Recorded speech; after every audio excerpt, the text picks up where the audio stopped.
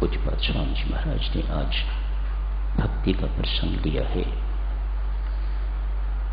संत महात्मा फरमाते हैं भक्ति स्वभाव से इतनी सरल है जिसकी हम कल्पना नहीं कर सकते।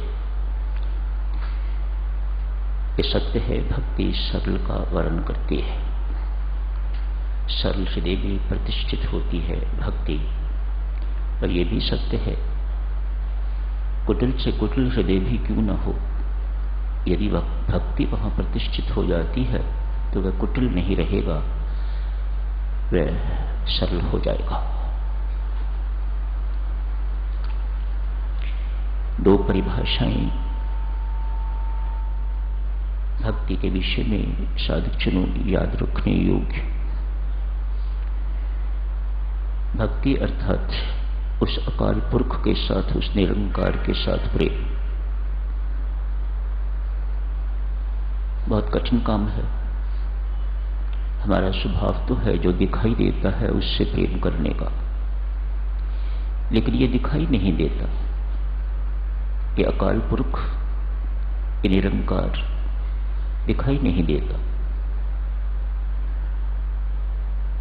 पर प्यार तो करना ही है। भक्ति करनी है तो प्यार करना ही है। संत महात्मा समझाते हैं भक्ति को समझना और भक्ति को करना कोई कठिन काम नहीं है। प्रभु प्राप्ति के अतिरिक्त यदि अंदर कोई भी इच्छा है तो उसे संत महात्मा कहते हैं ये संसारिक कामना है। एक प्रभु प्राप्ति की तड़प के अतिरिक्त कितना सरल कर दिया भक्ति ने काम। एक परमात्मा की प्राप्ति की तड़प के अतिरिक्त यदि हृदय में और कोई भी इच्छा है तो भक्ति कहती है ये संसारिक कामना है। सो स्पष्ट। परमात्मा श्री राम के साथ प्रीति, सोचो जिन्होंने प्रीति की है कैसे किया होगा। बाबा नानक की सोचो कैसे उस निरंकार से प्यार किया होगा। बचपन से ना देखा ना सुना, कुछ भी पता नहीं, लेकिन इतनी प्रीति है रात भर नींद नहीं आती। 15 साल का बालक बाबा नानक रात सो नहीं सकता। एक पंछी प्यू प्यू कर रहा है, वह अपने प्रियतम को ढूंढ रहा है, तो मैं मूर्ख क्यों सोया रहा हूं। मां सुलाती है, बाबा नानक उठ के बैठ जाते हैं, बालक नानक उठ के बैठ जाते हैं। करी है उन्होंने निरंकार से प्रीति, तो ऐसी प्रीति वह कर सकते हैं तो सब कर सकते हैं, हमें भी करनी चाहिए। वह एक अनश्वर सुख दे सकता है, परम सुख दे सकता है। सब सुखदाता राम है, दूसरा नहीं कोई। कितने सुंदर शब्द। सब सुखदाता राम है, सब सुखों का दाता एक ही है जिसे राम कहा जाता है, परम सुख। वो शाश्वत सुख का दाता राम। इसके अतिरिक्त जहां कहीं से भी सुख मिलता है उसे विषय मानिएगा। So simple. दो सुंदर बातें भक्ति ने समझा दी। जहां भक्ति होती है वहां ज्ञान और वैराग्य विशेषतया आपको उपार्जन करने की जरूरत नहीं। कंवारी मां है, भक्ति कंवारी है, मां कंवारी मां। दो बूढ़े पुत्र हैं, ज्ञान और वैराग्य। श्रीमद् भागवत में वर्णन आता है। इस भक्ति कुंवारी भक्ति के दो बूढ़े पुत्र हैं, वैराग्य एवं ज्ञान, अपने आप आ जाते हैं। भक्ति कहती है कुछ नहीं करना, भक्ति करो, ये अपने आप आएंगे। मां सीता को भक्ति कहा जाता है। संत महात्मा उदाहरण देते हैं। भक्ति कहां है? जनकपुरी में।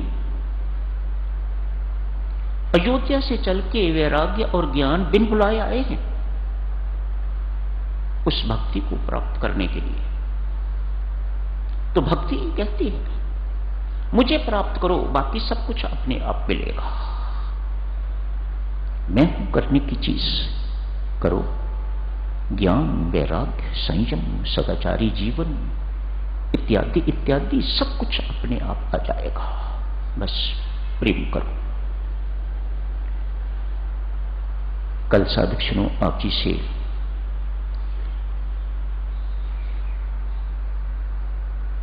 चर्चा की जा रही थी। सुबह 5 बजे मुझे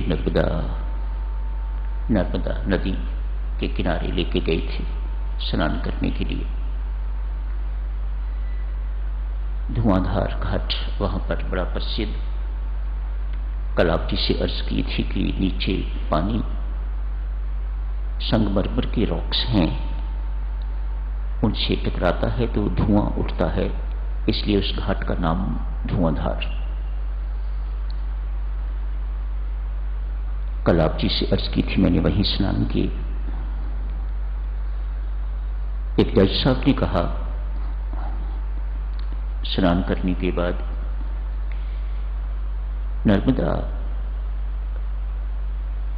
कुंवारी है, ब्रह्मचारिणी है, तपस्विनी है, इस नदी के लिए प्रसिद्ध है और नदियों में स्नान करने से पाप धुलते हैं। इस नदी के दर्शन मात्र से पाप साफ होते हैं। ब्रह्मचर्य का, तपस्या का प्रताप।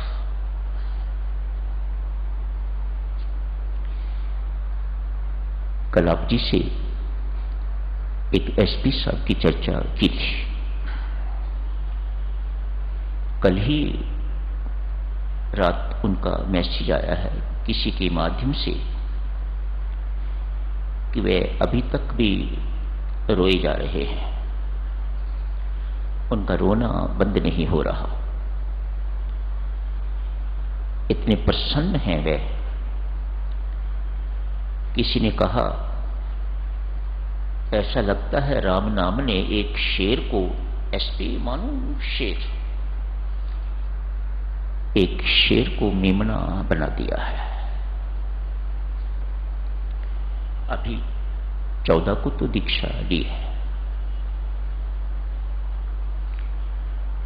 एक डॉक्टर भी आए थे वहां, ईएनटी स्पेशलिस्ट, किसी के माध्यम से पत्नी साथ थी, अपने आप को इंट्रोड्यूस करवाया। मैंने पूछा कि आप मेडिकल डॉक्टर हैं या पीएचडी? कहा मैं ईएनटी स्पेशलिस्ट हूं, 2-3 साल से सेवानिवृत्त हुआ हूं, रिटायर हो गया हूं। मैंने पूछा अब क्या करते हैं आफ्टर रिटायरमेंट? कहा कि ईएनटी तो नहीं करता। मैंने पूछा क्यों नहीं करते?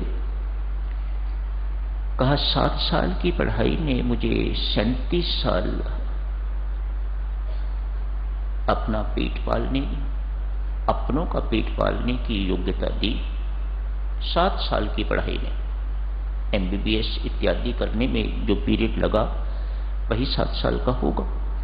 7 साल की पढ़ाई ने मुझे 37 साल तक रोटी रोजी अपने लिए और अपनों के लिए दी। मैं सोचता हूं अब इससे और अधिक सेवा लेने की जरूरत नहीं।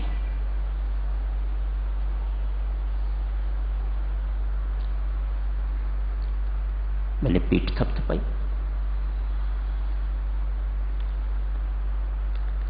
अब मैं ईएनटी नहीं करूंगा।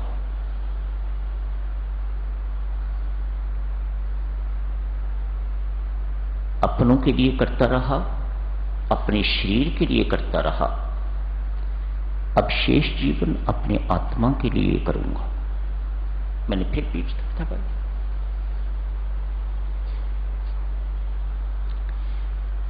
मैंने पूछा आज आफ्टरनून में सत्संग है, क्या पाओगे? हाँ, सत्संग में तो आए, दीक्षा में मैंने उन्हें नहीं देखा। संभवतः उन्हें दीक्षा का पता ही नहीं था कि यहां दीक्षा भी होती है या कुछ होगी इस प्रकार का, या पता भी होगा तो शायद समझ नहीं आई। समझाने वाले संभवतः ठीक ढंग से समझा नहीं सके।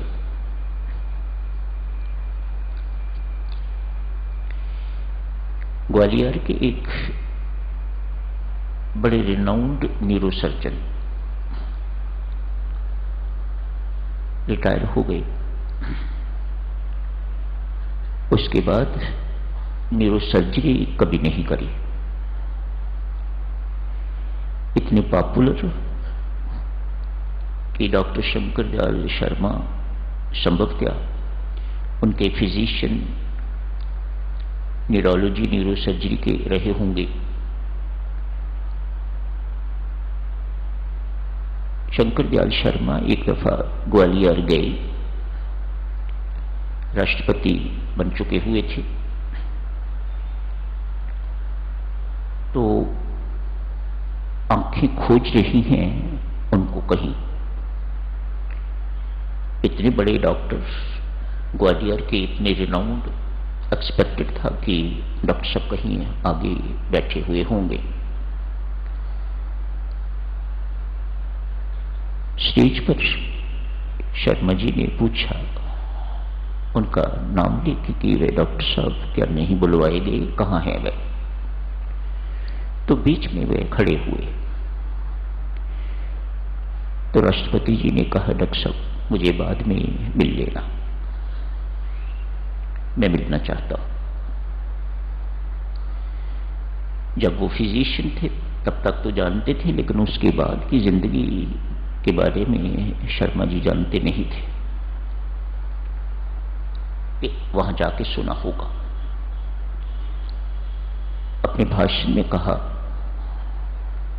ग्वालियर 2 व्यक्तियों के लिए प्रसिद्ध रहेगा। एक अटल बिहारी वाजपेयी, पुरानी बातें हैं, अभी अटल जी प्रधानमंत्री नहीं बने हुए थे, उनके व्यक्तित्व की चर्चा की जा रही थी, पर्सन एज ए पर्सन।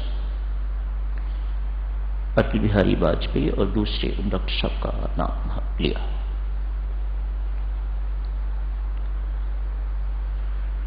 परमेश्वर की ओर पग मुड़ जाए, व्यक्ति ईश्वर उन्मुख हो जाए, तो शेष चीजें जिंदगी की बहुत इनसिग्निफिकेंट लगने लग जाती हैं, बहुत तुच्छ लगने लग जाती हैं।